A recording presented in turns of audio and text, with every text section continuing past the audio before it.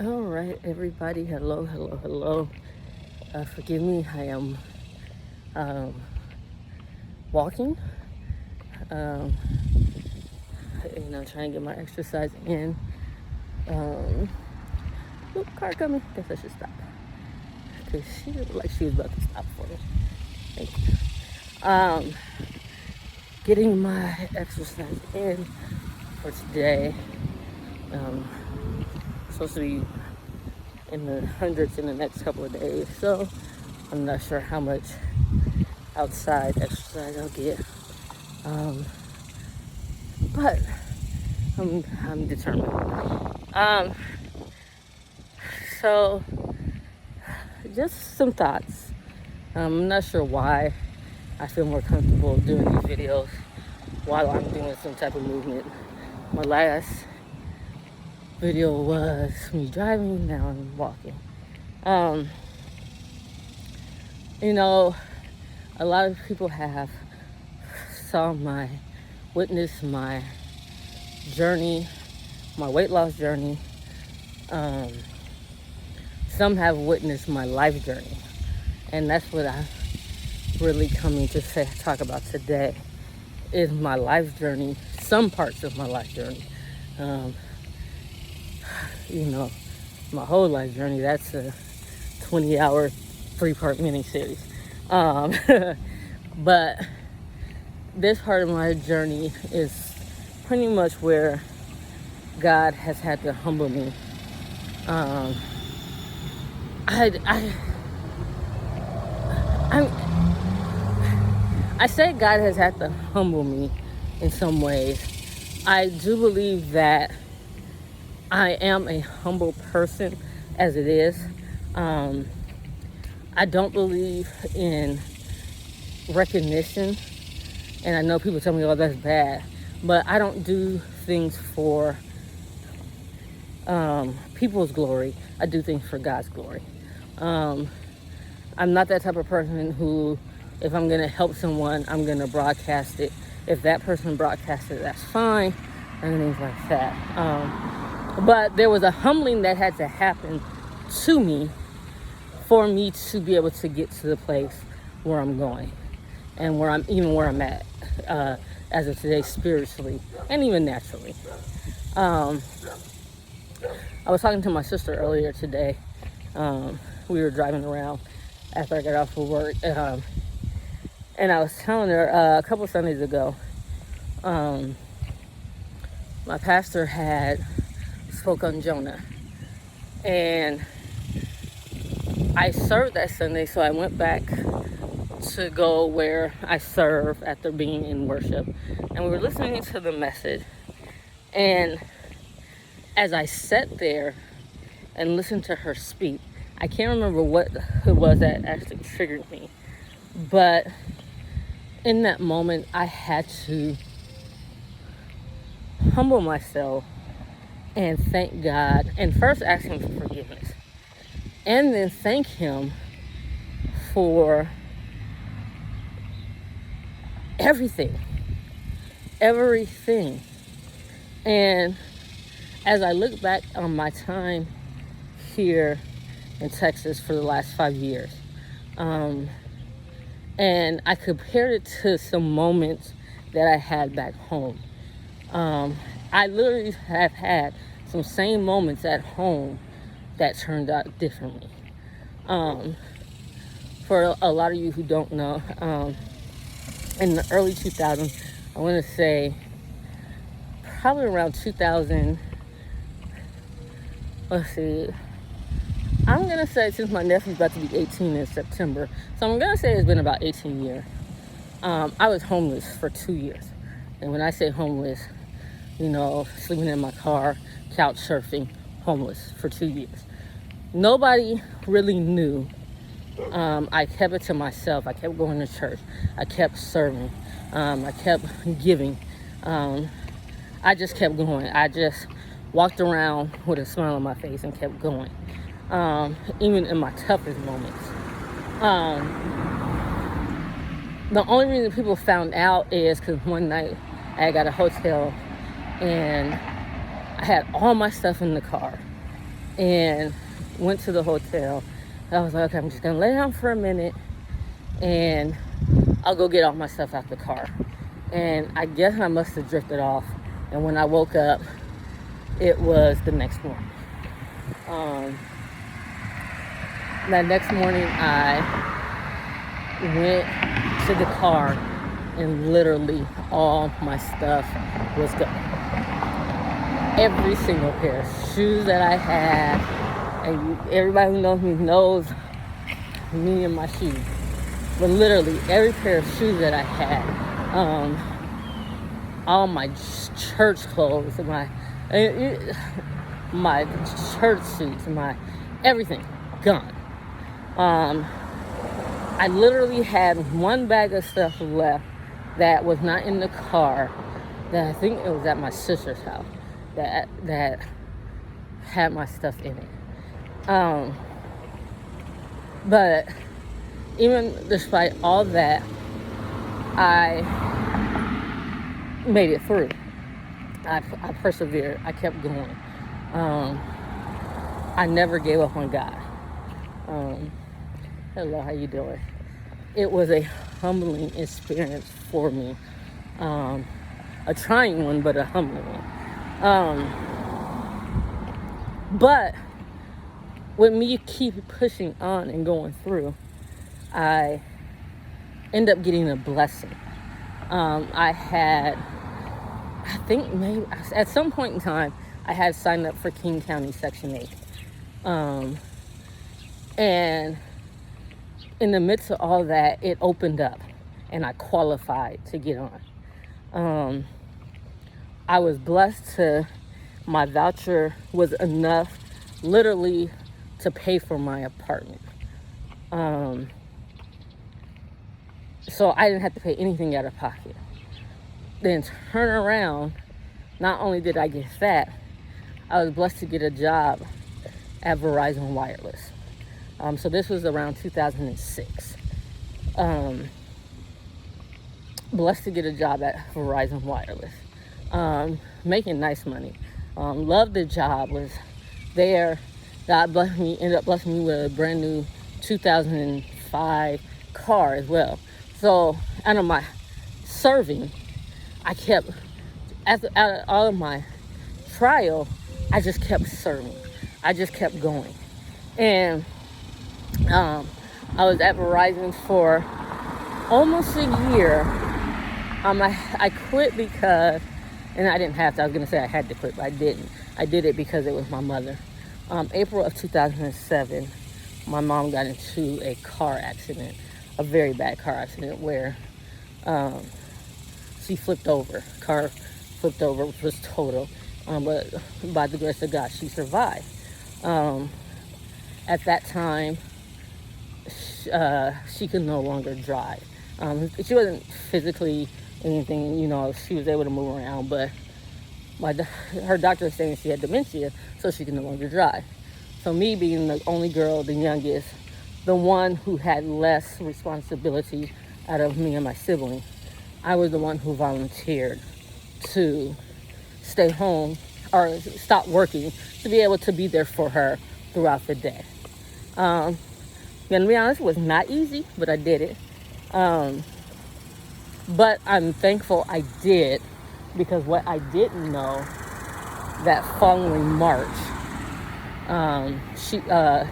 the Saturday before Easter, she would pass away. So I don't regret it at all. But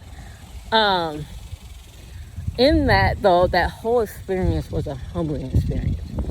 And then fast forward a little bit, my sister was going through her own personal thing. So we end up roommating together and things like that. And even in the midst of that time, there was times where we ended up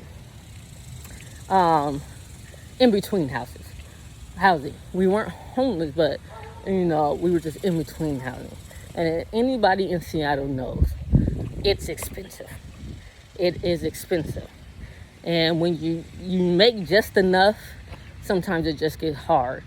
So I was comparing those times to the times that we had here. we kind of had a similar time, which everybody did when the pandemic hit. But the difference between being back home, compared to being home here in Texas, our walk was different. Our faith was different. And the way God provided, I'm not saying he could not have provided that same way back home. But here's the catch. If God is trying to get you out of somewhere, he's not going to make you comfortable.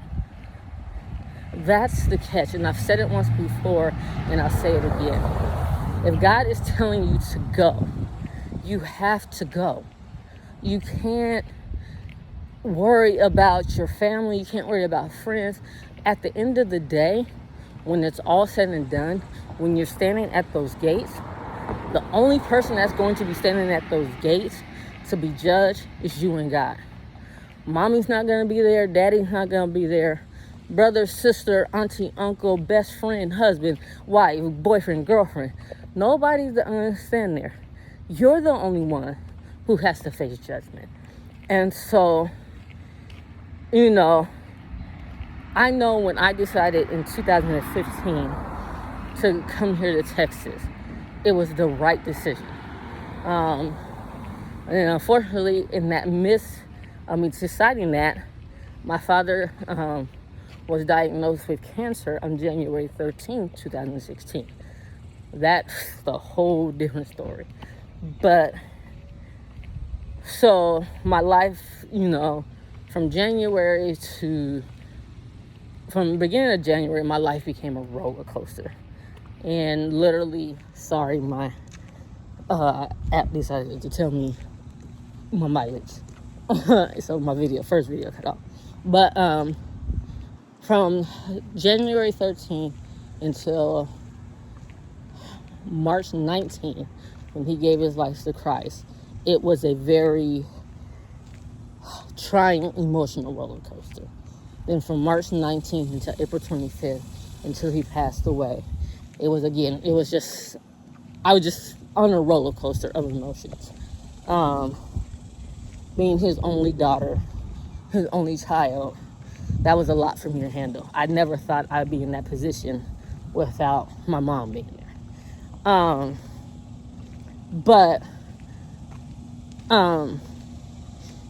So that happened. So because there was so much business to handle, Texas kept getting pushed back, and it kept getting pushed back, and it kept getting pushed back. Until 2018 came around, and this finally happened. I don't regret. I've never had a moment of being here where I regret getting on that plane. Never. I will always live by that. I'm not a person who regrets a lot, because I'm that person.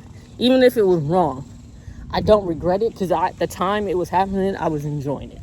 So no regrets. I don't regret getting on that plane. People always like, well, you go to Texas, this is not gonna be rosy, and just because you're going, you're running away. Actually, I'm not running away. I'm not running away from anything. I'm following God. I'm following God. And again, another humbling experience. I had to be able to humble myself to hear God, to understand what God was trying to tell me. No, I did not know why I was moving to Texas. I honestly, every time somebody asks me, why are you moving to Texas? And I say, because of God. It was not until I think the middle of last year, I understand why God placed me in Texas.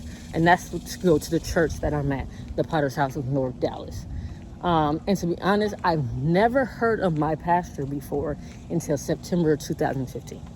Never heard about her. Never, But then when I mention her name, Pastor Cheryl Brady, everybody's like, oh yeah, Like, okay, how did I not know? But anyway, again, another story, different time. So just taking that step of faith. Now, I'm going to be honest. I took that first step of faith with the one-way ticket.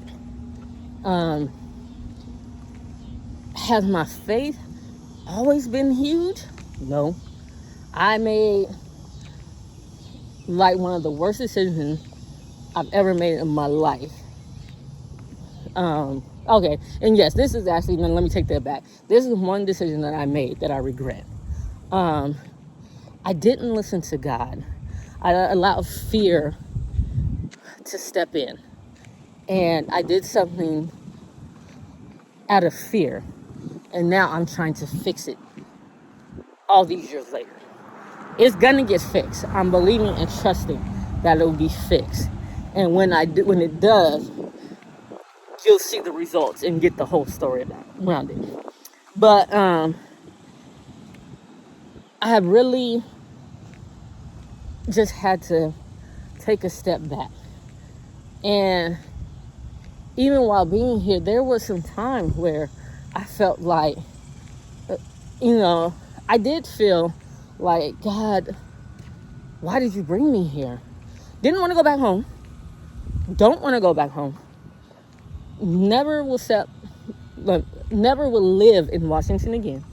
And I know they say never, but I can honestly say I will never live in Washington again. If God does move me from Texas, he's already kind of showed me my next destination, but not going anywhere soon.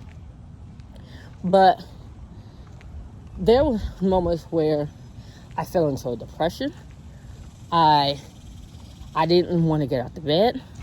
Then it got worse because COVID hit, and I hadn't really gotten any chance to really meet anybody, do anything. Then we're stuck in the house, stuck in this apartment with 5 people. Jesus. 5 people in an apartment for almost a year. I love the people in my house. I do. But to be honest, though, if it was not for them and God, getting through the pandemic would have been hard. I pray for those people who had to do it on their own. I couldn't even imagine. But anyway, it was this whole experience has been a humbling experience.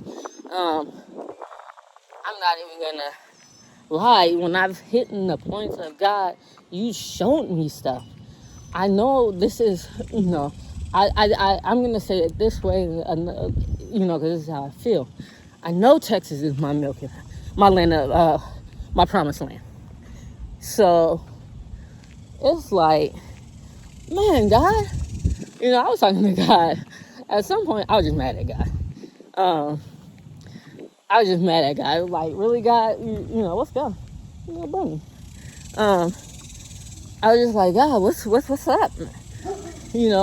What's up? I'm here. I'm here. I was obedient. I did what I made it here. I moved. What's going on? But then he kind of slapped me and was like, but have you been doing everything that you're supposed to do? And I wasn't. Why? Because I allowed fear to take over. I allowed fear to take over. I allowed the death of my mother, the death of my father. I allowed some other personal things just to weigh me down, to make me feel that I wasn't worthy enough or that I wasn't good enough to do what God was asking me to do. I allowed all that to take over. So one of the first things that I was blessed to do before the pandemic went down, I was able to join our grief and loss program at our church, Kaysway. And I finally began to deal with my grief. and learn how to deal with it in a healthy way. I learned it's okay to grieve and it's okay to be where I'm at for the moment, but it's not okay to stay there. And that really just started helping me through. Even 5 years later, I have moments to where I'm just, but I'm okay. I know how to get myself out of there. I know my mom or my dad wouldn't just want me just laying around grieving myself, grieving them. So I figured that out. But let's be real, the enemy, he's tricky. I get through all that, falling under depression. Then all of a sudden, I'm single, no kids. Like, dang, man, I'm ready. I'm not really sure about the kids part. Let's just be honest with that. But I'm ready to be married with husband, whatever. So I have my sister laughing. I said, I don't know what it is, but for some reason, my Facebook, my Instagram is full of married and coupled people. I'm sick of them. I'm just sick of them. And, I'm just being real. Sick of them. But I was reading the book, and it's funny just how God just puts things in your path. Everything is about patience. Everything is about being humble. I know my husband is coming, but I know I still have work to do. Granted, I see him more now than I've ever had before, but I still have some work with me, inside of me, to do, and I'm okay with that. I need to get to where I don't need to be there, but I know I need to get. There's a point that I need to get to that God wants me to be at before my husband comes. Let me put it that way. But again, everything that I've gone through, everything that it has been a humbling experience. When the Bible says humble yourself, just do it. Who cares about, if you know me, one thing about me, when it comes to church, I will, like I always said before, I may not know how to dance out in the world. I got that one Snoop, throw your hands up. That's all I can give you. But get me in the church, whether it be in some Tim's, high heels, boots, tennis shoes. I will dance you in the church. Lately, I don't know, when I was stepping into the sanctuary, God had me take my shoes off, But that was me. I was the quiet worshiper. Now, I will ugly cry in a minute.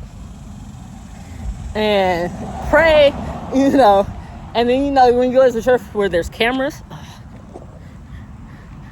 Sorry. Hopefully my sound is working still. My AirPod went out. And then I forgot to charge my Beats from yesterday's walk. Alright. I'm almost done. But as I was saying, I will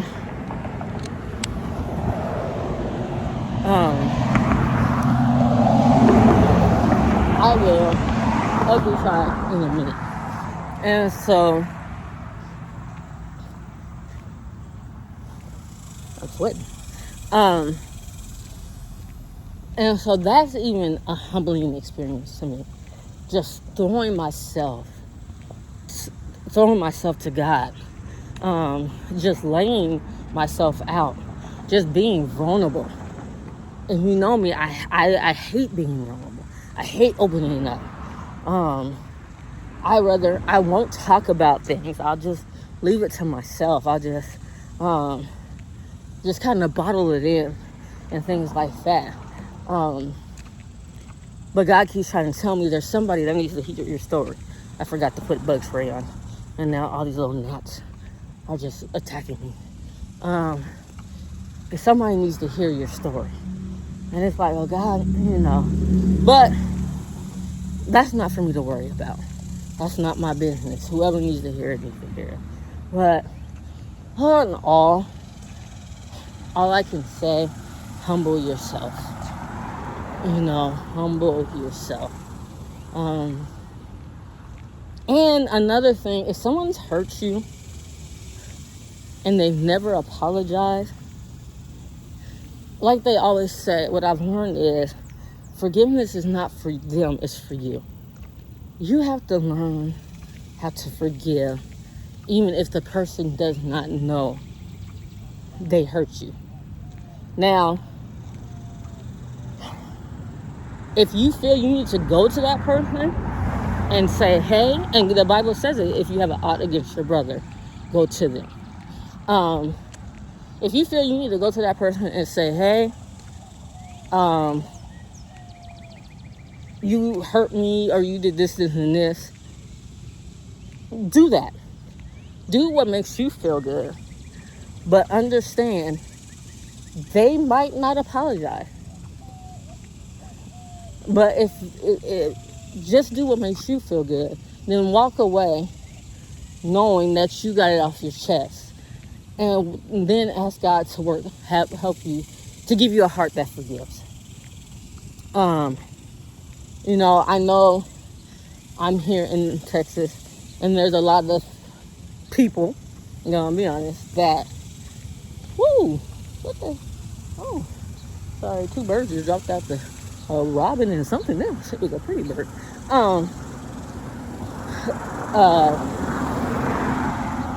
I know there was people that hurt me. I know there's people that I confronted and they lied to my face. And so it was kind of one of those, what's the purpose of saying anything? But I had to learn to forgive and move on. And that's what I did. And I actually feel better because of it. And I'm not going to lie and say this journey is not easy. Me and my sister, we were talking the other day, and she sent me a text. Again, she's single, mom of 3. I think she's getting a little emotional because the one kid, he about to go for 6 hours away. It's 6 hours away. Okay, I might be a little bit more emotional than she is. Anyway, so she sent me this random text. I'm so tired of being single and going off. It's probably just gonna be me and Cookie. Okay, Cookies are dog. Like, okay.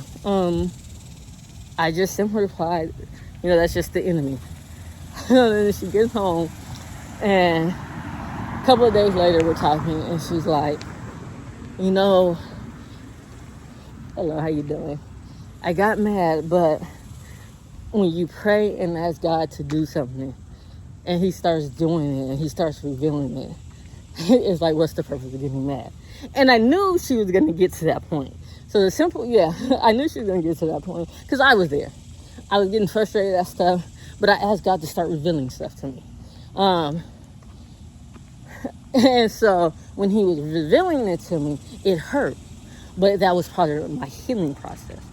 And so he revealed it, and I was like, okay, God, I got you. So I learned now not to get mad. I learned to just begin to pray. I learned to begin to go into my word and just ask God to begin to heal me so I can move on. I don't want to stay in a place of festering, letting that fester like a sore, like a scab or a sore that just turned right. Don't want to do that. I just want to be able to move on so I can grow. And so because of that, I just laughed. And so I'm not saying the process is going to be easy. I'm not. Just like the grieving process is not easy, but with God's help, you can get through it. If it was not for God, when my mother and my father died, if it was not for me having him, I probably would have went crazy. But because of God, I didn't. He kept my mind. He kept me. Anybody out there who is going through anything, all I can say is get close to God. Find a church that preaches and teaches the truth. Find a church that's going to love on you no matter what. Find a church who cares about your soul more than they care about what's on the outside. Because, see, at the end of the day, this outside is going to go away. It's that inside. It's your heart. It's your soul that God is looking for. Find a church that's going to feed you. Let me put it this way. Find a church and a pastor who's going to be up in your business without knowing they're up in your business. If you go to church, if you hold a conversation throughout the week, either in your home, on your job, school, whatever, and you get to church and your pastor is speaking on that same thing, that's where you're supposed to be. Now, yes, you can either be convicted to get better or be convicted and run away. I'd rather be convicted and get better. So at the end of the day, humble yourself. Go to God before you go to anything else. Go to God. Ask God my prayer, sometimes all I can pray is, God, your will be done.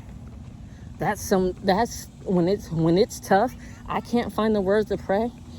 I'll give you our Father who art in heaven. Then when I'm done with that, God, thy will be done. Amen. There's many a time, that's been my prayer.